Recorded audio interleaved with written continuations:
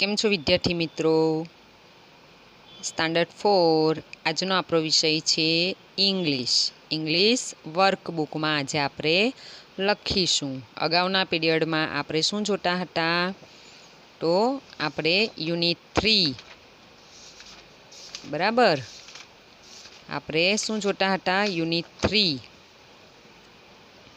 My family એ આપણે સમજ્યા હતા અને આ બધું આપણે લખી દીધું હતું સ્વાધ્યાય પોથીમાં. બરાબર છે. આપણે ક્વેશ્ચન 6 સુધી આપણે લખી દીધું હતું અને ક્વેશ્ચન 7થી આપણે બાકી રાખ્યું હતું. બરાબર છે. તો આજે આપણે ક્વેશ્ચન 7થી લખીશું. જુઓ, ક્વેશ્ચન 7 ઉદાહરણ પ્રમાણે ચિત્રો જોઈ પ્રશ્નોના ઉત્તર લખો. એક્ઝામ્પલ આપવામાં આવેલું છે. Who is a teacher? Geetaben is a teacher. What is Geetaben? Geetaben is a teacher. બરાબર છે. તો જો અહીં નંબર 1 રામજીભાઈ છે. રામજીભાઈ એ ખેડૂત છે, આપણે જોઈ શકીએ છીએ ચિત્રમાં. બરાબર છે. એ એમના ખેતરમાં ઊભા છે. એમના હાથમાં શું છે? તો પાક છે, તૈયાર થયેલો પાક છે એ એમના ખેતરમાં છે. બરાબર છે. હવે જુઓ, અહીં સવાલ છે હુ ઇઝ અ ફાર્મર? તો ફાર્મર કોણ છે? રામજીભાઈ. તો આપણે જવાબમાં લખીશું રામજીભાઈ ઇઝ અ ફાર્મર. બરાબર. હુ હોય, બરાબર છે. હુ વડે પ્રશ્ન પૂછાય તો હુની જગ્યાએ તમારે ફક્ત એનો જવાબ લખવાનો અને પછી જે વાક્ય હોય ને એ બેઠું જ આવે. Is a farmer. Ramjibhai is a farmer. What is Ramjibhai? બરાબર છે. તો શું લખીશું? રામજીભાઈ. રામજીભાઈ શું છે? તો રામજીભાઈ ઇઝ અ ફાર્મર. જો જવાબ એક જ થયો ને. હુ is a farmer? Ramjibhai is a farmer. What is Ramjibhai? Ramjibhai is a farmer. ચાલો બીજું છે હુ ઇઝ એન આર્ટિસ્ટ? કલાકાર કોણ છે? તો કોણ છે? દર્શન. તો અહીં આપણે લખીશું દર્શન is an artist. What is દર્શન? દર્શન શું છે? તો દર્શન એ પણ શું આવશે? ઉપર મુજબ જ જવાબ આવશે. દર્શન ઇઝ એન આર્ટિસ્ટ. દર્શન એ આર્ટિસ્ટ છે. આર્ટિસ્ટ એટલે કલાકાર છે. જો અહીં ત્યાર પછી છે ક્લાસરૂમનું ચિત્ર આપણે જોઈ શકીએ છીએ. How many girls are there? કેટલી ગર્લ્સ છે? ગર્લ્સ એટલે છોકરીઓ. તો 1 અને 2. અહીં આપણને જવાબ પણ આપવામાં આવેલા છે. 2 ઓપ્શન આપેલા છે. There are 3 girls, there are 2 girls. તો જવાબ શું આવશે? There are 2 girls. કારણ કે અહીં ચિત્રમાં 1 અને 2 બે જ છોકરીઓ છે. એટલે અહીં આપણે લખીશું ધેર આર 2 ગર્લ્સ. બરાબર છે. ત્યાર પછી જુઓ how many boys are there? કેટલા બોયઝ છે? 1 2 3. તો અહીં આપેલા છે ઓપ્શનમાં ધેર આર 3 બોયઝ અને ધેર આર 2 બોયઝ. તો કેટલા બોયઝ છે? 3. તો 3 એટલે 3. તો અહીં જવાબ આવશે ધેર આર 3 બોયઝ. બરાબર. ચાલો હવે આપણે જોશું ક્વેશ્ચન નંબર 8. વાક્યો વાંચો અને લખો. હવે આ વાક્ય જે છે તે તમારે બેઠું જ અહીં લખવાનું છે. જોઈ જોઈને સારા અક્ષરે લખવાનું છે. પહેલાં શું કરવાનું છે? વાંચવાનું છે અને પછી લખવાનું છે. કઈ રીતે? તો જુઓ there is a cat on the mat. તો તમારે એ જ વાક્ય અહીં લાઇનિંગમાં લખી દેવાનું છે. There is a cat on the mat. બરાબર. એટલે આ જે વાક્ય છે 1 2 3 4 5 એ જોઈ જોઈને તમારે સારા અક્ષરે લખવાના રહેશે, બરાબર છે, અને વાંચવાના. ચાલો ત્યાર પછી છે ક્વેશ્ચન 9. ચિત્રો જોઈ પ્રશ્નો વાંચી કૌંસમાંથી યોગ્ય ઉત્તર પસંદ કરી લખો. હવે અહીં આપણને ચિત્ર આપવામાં આવેલા છે. આ ચિત્ર શેનું છે? પતંગનું છે. What is it? તો અહીં ઓપ્શન છે it is a book, it is a kite. તો પતંગને શું કહેવાશે? કાઇટ, બરાબર છે. તો ઇટ ઇઝ અ કાઇટ આ જવાબ છે. એ અહીં આપણે લખીશું ઇટ ઇઝ અ કાઇટ, બરાબર છે. હવે હું જવાબ નહીં લખીશ, ફક્ત લાઈન કરીશ. અહીં છે વાંદરાનું ચિત્ર, વાંદરો છે. What is this? આ શું છે? ઓપ્શન છે this is a monkey, this is a donkey. આ વાંદરો છે, આ ગધેડું છે. તો આવશે ધીઝ ઇઝ અ મંકી. ત્યાર પછી જુઓ નંબર 3. શેનું ચિત્ર છે? કેરું. What is it? તો કેરાને ઇંગ્લિશમાં શું કહેવાશે? બનાના, બરાબર ને. તો અહીં જવાબ છે it is a banana, this is a banana. સવાલ શું છે? What is it? તો આપણે ઈટવાળો જ જવાબ લખીશું કે તે શું છે. તો જવાબ પણ કઈ રીતના આપીશું? તે કેરું છે. કે સવાલ એમ પૂછાયો કે વોટ ઇઝ ઇટ? તે શું છે? તો આપણે એમ કહેવાનું કે આ કેરું છે? ના, પણ શું કહેવાનું? તે કેરું છે. What is it? તે શું છે? તો તે એક કેરું છે. નંબર 4. What is this? આ શું છે? તો આ શું છે? This is a tomato, it is a tomato, બરાબર. તેનો જવાબ આવશે ધીઝ ઇઝ અ ટોમેટો.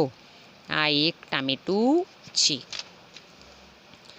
ત્યાર પછી જુઓ રોઝ છે. રોઝ એટલે ગુલાબ. Vote is it? તે શું છે? કાઉન્સમાં જુઓ 2 ઓપ્શન છે. This is a rose, it is a rose. તો આપણે ઇટ વડે સવાલ છે એટલે ઇટ ઇઝ અ રોઝ, બરાબર. આ જવાબ આવશે. ત્યાર પછી નંબર 6. કાગડાનું ચિત્ર આપવામાં આવેલું છે. What is this? આ શું છે? This is a crow, it is a crow. તો સવાલ વોટ ઇઝ ધીઝ? ધીઝનું છે ને એટલે આપણે અહીં ધીઝ ઇઝ અ ક્રો એ પ્રમાણે જવાબ લખીશું. નંબર 7. What is this? આ શું છે? શેનું ચિત્ર છે? તો બસ. તો વોટ ઇઝ ધીઝ? આ શું છે? તો આ બસ છે. આ બસ છે. This is a bus. Number 8. બોલનું ચિત્ર આપવામાં આવેલું છે. What is it? હવે અહીં જુઓ ઇટ એટલે તે શું છે? તો અહીં ઓપ્શનમાં છે ધીઝ ઇઝ અ બોલ, ઇટ ઇઝ અ બોલ. તો આપણે શું લખીશું? ઇટ ઇઝ અ બોલ લખીશું, બરાબર છે. હવે જુઓ કે આપણા જે એક્શન વર્ડ હતા, બરાબર છે. Standing, talking, eating, sleeping, pushing, falling, crying, laughing, throwing, એના આધારે આપણે શું કરવાનું છે? તો આ જે ક્વેશ્ચન 10 છે એ આપણે લખવાનો છે. એના જે જવાબ છે તે લખવાનું છે. કે અંગ્રેજીમાં શું થાય કે ક્રિયાપદનો ચાલુ વર્તમાનકાળ દર્શાવવા માટે ક્રિયાપદને અંતે શું મૂકવામાં આવે? આઈએનજી મૂકવામાં આવે. જો હવે અહીં આપણને 1 થી 10 ખાલી જગ્યા આપવામાં આવેલી છે. હવે ખાલી જગ્યામાં લખવા માટે આ જે શબ્દ છે એ બધાની પાછળ શું આવી જશે? આઈએનજી આવી જશે. તો બ્રશનું શું થઈ જશે? બ્રશિંગ, બરાબર. ત્યાર પછી છે સ્ટેન્ડ. તો સ્ટેન્ડનું શું થઈ જશે? સ્ટેન્ડિંગ. વાંચી શું શકાશે? I am brushing my teeth.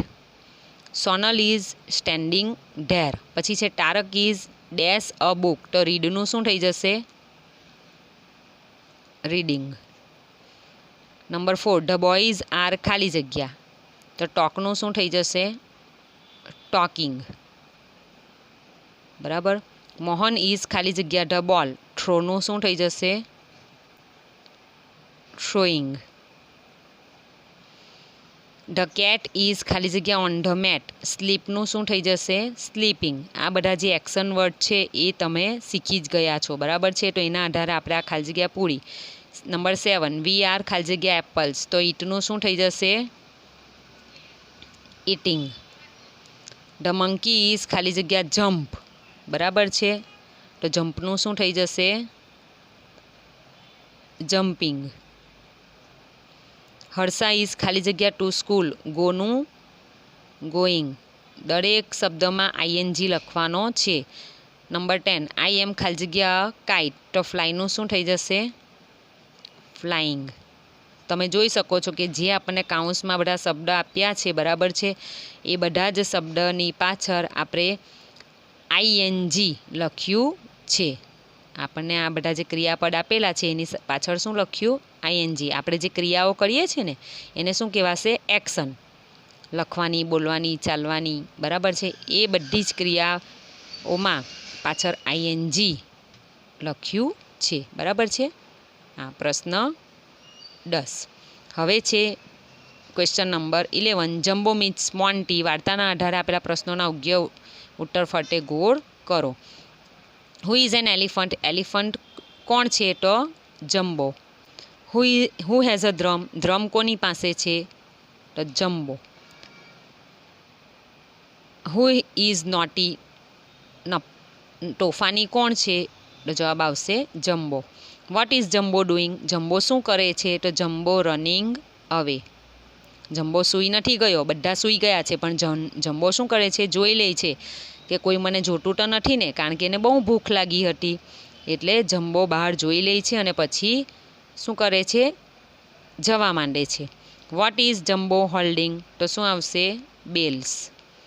Jumbo can reach the bananas? શું જમ્બો કેરા પાસે પહોંચ્યો? તો શું આવશે? No. What is Jumbo doing? Jumbo હવે શું કરે છે? તો shaking the tree. Who is sleeping on the tree? તો શું આવશે? A monkey. મંકી એટલે વાંદરો હતો ને, કોના ઝાડ ઉપર? કેરાના ઝાડ ઉપર. What is the name of the monkey? મંકીનું નામ શું હતું? તો મોન્ટી હતું. Who is falling down? કોણ પડી ગયું નીચે? તો મોન્ટી. મોન્ટી નામનો જે વાંદરો હતો તે નીચે પડી ગયો, કારણ કે જમ્બોને શું ખાવું હતું? હાથીને શું ખાવું હતું? કેરા ખાવા હતા. કેરા નીચે પડ્યા નહીં એટલે એને જોરથી એ કેરાનું ઝાડ હલાવ્યું, એટલે જમ્બો આપણે મોન્ટી ઉપર સૂતો હતો એ નીચે પડી ગયો. ચાલો, ત્યાર પછી ક્વેશ્ચન 12. Jumbo means Monty. વાર્તાના આધારે કૌંસમાં આપેલા શબ્દોમાંથી યોગ્ય શબ્દો વડે ખાલી જગ્યા પૂરો. નંબર 1. જમ્બો ઇઝ એન ખાલી જગ્યા એલિફન્ટ કે ડોગ? તો શું આવશે? એલિફન્ટ. જમ્બો કોણ હતું? હાથી. હાથીનું નામ શું હતું? Jumbo. Number 2. Dash has a drum. Drum કોની પાસે હતું? જમ્બો પાસે, બરાબર છે. Number 3. Jumbo is standing in the dash. તો મિડલ. જમ્બો વચ્ચે ઊભો હતો, બરાબર છે ને. જ્યારે આપણે આપણી ટેક્સ્ટ બુકમાં યુનિટ 3 જોયું ત્યારે એની વાર્તા જે જમ્બોવાળી હતી, બરાબર છે, એમાં જમ્બો છે એ વચ્ચે ડ્રમ લઈને ઊભો હતો. જમ્બો ઇઝ ખાલી જગ્યા ઇન ધ મિડલ. તો શું આવશે? સ્ટેન્ડિંગ. નંબર 5. જમ્બો ઇઝ ખાલી જગ્યા તો ગુડ કે નોટી? તો શું આવશે? નોટી. જમ્બો ઇઝ ખાલી જગ્યા હંગ્રી કે સેડ?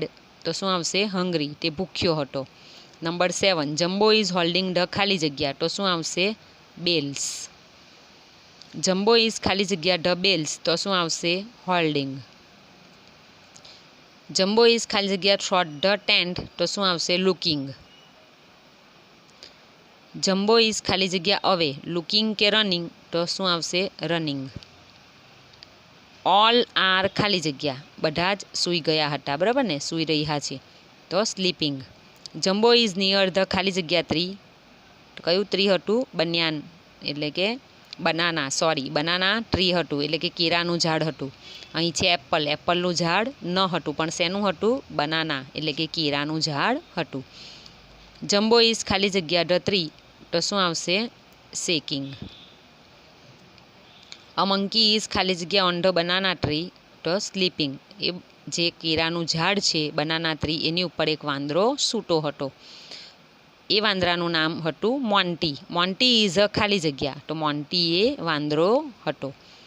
ધ મંકી ઇઝ ખાલી જગ્યા ડાઉન. તો શું આવશે? ફોલિંગ. જ્યારે હાથી એટલે કે જમ્બો જ્યારે કેરાનું ઝાડ હલાવે છે ત્યારે જે મોન્ટી નામનો વાંદરો હોય છે તે કેરાના ઝાડ ઉપર સૂતો હોય છે, એટલે એ જમ્બો જ્યારે ઝાડ હલાવે છે ત્યારે મોન્ટી એ નીચે પડી જાય છે. એટલે છેલ્લું વાક્ય છે the monkey is falling down, બરાબર છે.